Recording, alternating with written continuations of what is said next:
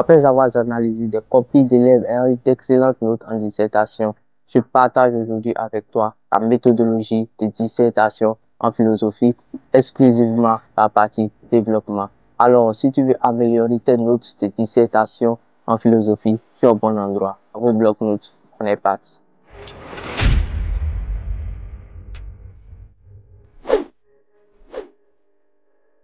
La première partie du code du devoir est la partie explication ou analyse du sujet.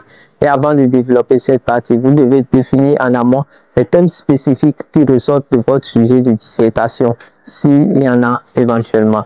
Alors, dans cette partie, il faudra défendre une première idée, l'idée maîtresse du sujet.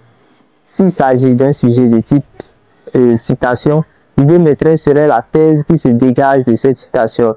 Il va falloir, dans ce type de sujet, pour cette première partie, aller dans le sens de la thèse de l'auteur. Et s'il s'agit d'un sujet de type question, l'idée maîtresse sera la réponse la plus évidente à cette question.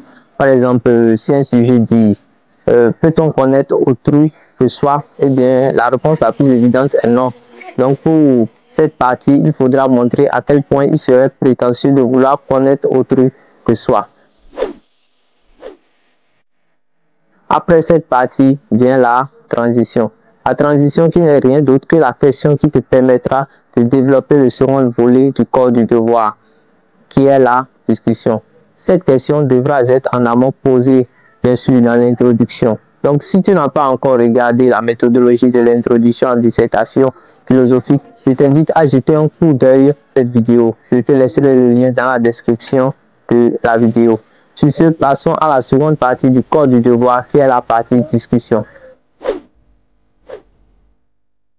Dans cette partie, il faut ressortir les insuffisances ou les limites, ou encore montrer un autre aspect de la première idée qui a été développée dans la partie explication. Maintenant, pour la structuration de chaque partie, le procédé est le même. Lorsque vous donnez un argument, appuyez cet argument par des exemples ou alors avec des citations philosophiques qui cadrent avec l'argument donné. Et pour chaque partie, que ce soit la partie analyse ou discussion, donnez minimum 2 voire 3 arguments pour ceux qui font des séries littéraires.